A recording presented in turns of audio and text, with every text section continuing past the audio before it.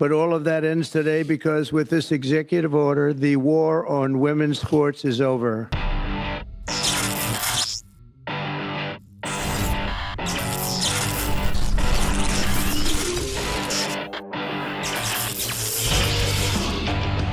Renegade Online. Today, President Donald Trump signed the executive order that would prevent men from participating in women's sports. What a nice picture this is, huh, Governor? You ready? We'll do a good job. Wait, let me press that. This is Donald Trump signing the executive order. This a really good signature, because this is, this is a big one, right? Banning men from women's sports. Oh, I think we have a 10. We have a 10. God bless you, Mr. President.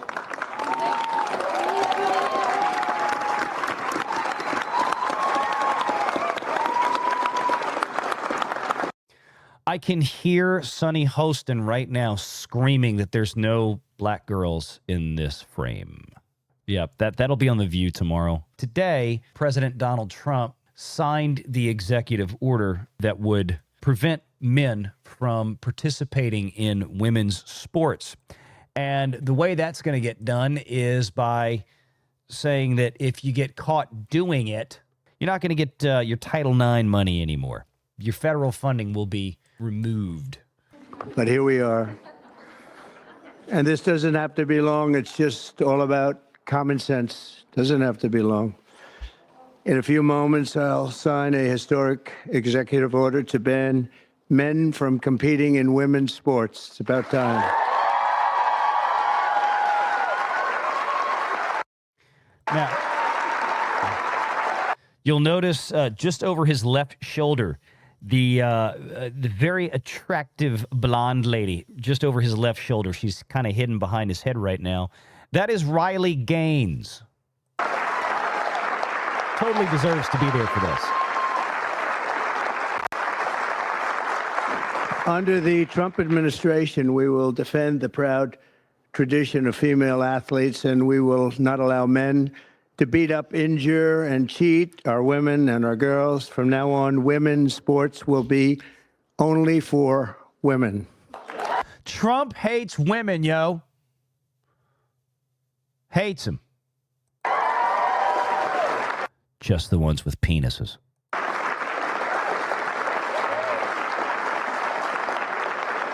But before going further, I want to share some very exciting news from our military. After years of shrinking force numbers at levels that nobody has ever seen before, 4 years of this we went through, and missed recruiting targets every single month, it was just announced that in December, the U.S. Army had its single best recruitment in more than 15 years. Thanks. Wow. I wonder why. I wonder why. I mean, you demoralize the military for so long. You want to recruit real solid men that can go out and fight and defend this country. You put them in a bunk with a transgender. What are we doing? Sending them off to places they don't need to be, shouldn't be. Doing meals on wheels. I wonder why. They've all of a sudden decided to step up in the last month. Wonder what it could be.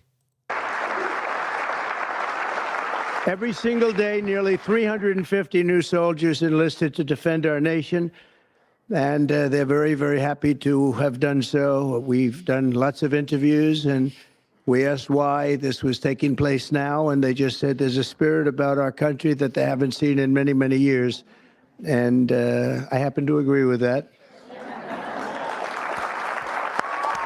But it really is clear proof that the spirit is sweeping our armed forces, and we have a great leader in Pete. As you know, we all know Pete so well. He's going to be fantastic, and so many of our great heroes, and people are starting to understand what hero is all about. So that is something that is very important.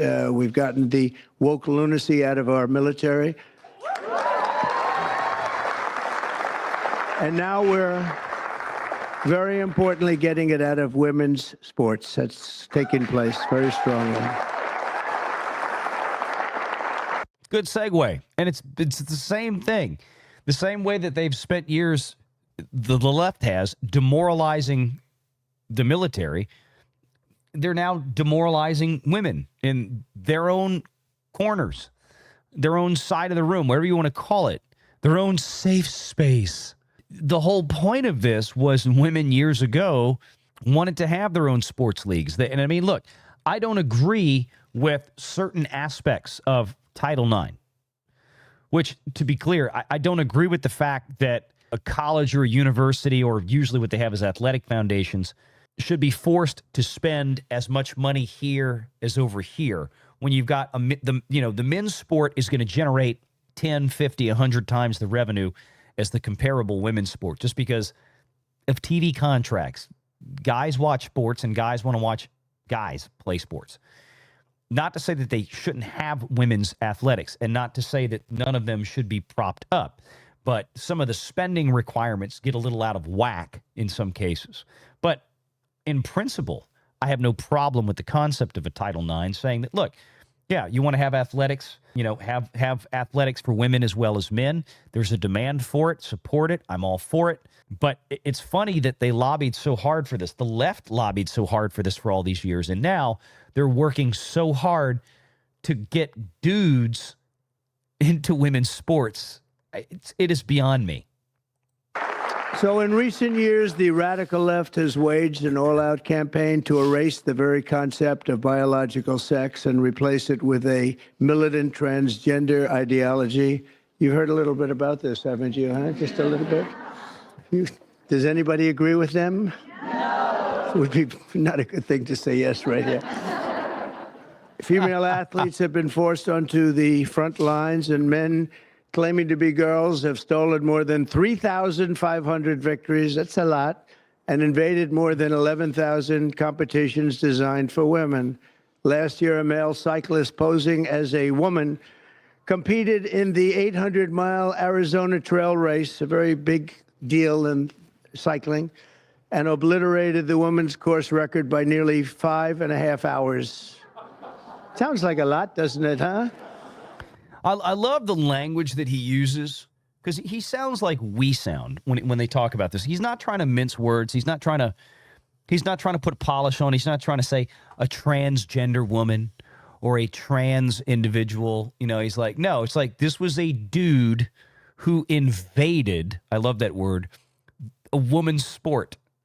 And this is what's bothering Hollywood so much, is that when Trump uses this language, he continues to connect with the American public, and Hollywood is losing its grip. The media is losing its grip. Companies like Disney, even though they want to push back and they want to stay engaged in the DEI stuff, the more that you have the power of the bully pulpit that Donald Trump has, that can just simply come out here and stand in front of a whole stage full of what I'm assuming is Riley Gaines is there and looking around here, full of actual, real female athletes, actual women athletes that have all been, I'm assuming, affected by this transgender push into sports. Putting men into women's sports. They've all been impacted by this, and you can see these are all people that, hey, look, this is going to have a real impact on my life, and it's sad that we even have to stand here and do this. It's pathetic that we have to have this conversation and talk about this on a live show, for frick's sake. But we have to do it because one side, the Disney side of the aisle, the loony left, is so ridiculous, or, as some people may suggest, and I have a tendency to agree, are so hell-bent on just trying to destroy American society as much as possible to make it easier to manipulate and control. I don't know what other excuse is there. If anybody else can come up with a better one, I haven't heard it yet, but I'm all ears. 5.5 hours, but you have to hear the weightlifting records. You think that's bad? The weightlifting's worse. In 2023, a man in women's power lifting broke 2 world records and outlifted his closest female opponent in one event by 440 pounds. Because it was a dude, and Y chromosomes everywhere. A man's body, a man's muscles, a man's bone structure. Let's have a weightlifting competition between Riley Gaines standing right back there and biggest linebacker in the NFL. I don't care. Pick one. That's kind of ridiculous, stupid stuff we're talking about here. If J.J. Watt walked into a weightlifting competition tomorrow and said, I'm a woman today, J.J. Watt is going to win every weightlifting competition out there against women. And they continue to defend themselves, Mr. Congressman. You know that, right? They continue to defend themselves. We hope they continue onward because I don't think we can lose a race. This was one of the big reasons that we all won, and it's one of the big reasons that we had a record, a landslide like they haven't seen before, very often anyway. And who could forget last year's Paris Olympics where a male boxer stole the women's gold medal after brutalizing his female opponent so viciously that she had to forfeit just after 46 seconds, and she was a championship fighter. Imane Khelif. And actually, they had two women or two people that transitioned, and both of them won gold medals, and they won them very convincingly. But all of that ends today because with this executive order, the war on women's sports is over. There we go.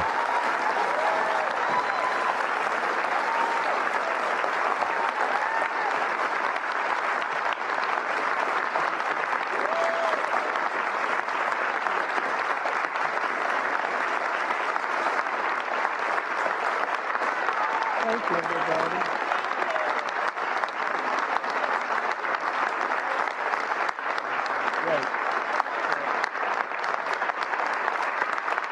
I think that was Should have been mostly it. done long ago, actually. Thank you. Thank you very much. With my action this afternoon, we're putting every school receiving taxpayer dollars on notice that Here it if you is. let men take over women's sports teams or invade your locker rooms, you will be investigated for violations of Title IX and risk your federal funding. There will be no federal funding. That's the teeth.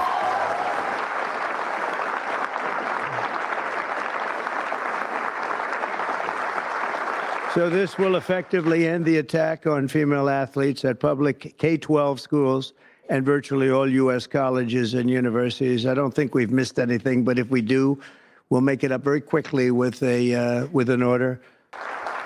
Think about how much, Riley Gaines has gone through in the last several years, and she's really been out there fighting for this. And it's great to see that all of her dedication and drive has really paid off in this moment for her. She deserves this, and all these women athletes deserve this. Unfortunately, what are the chances that this is going to get beyond the United States? Who knows? What are the chances that every college and university and every high school out there, especially in these deep blue states, are going to comply with this? They're going to try to fight this. They're going to sue. All this other crap. It's going to be tied up in court. They're going to try to say that, well, Congress appropriated. Trump doesn't have the power to stop the funding. That's going to be the legal fight. It's already in the works. It's already in the ether. So be ready for that. But at this point, if I'm Trump, I always like the famous line. I think it was it from Andrew Jackson, who said, "Oh, that was a lovely ruling from the Supreme Court. Now let's see them enforce it." Just turn the funding off. Just do it. Make sure you're subscribed to Valiant Renegade and join us every Sunday at 6 p.m. Eastern for the live show.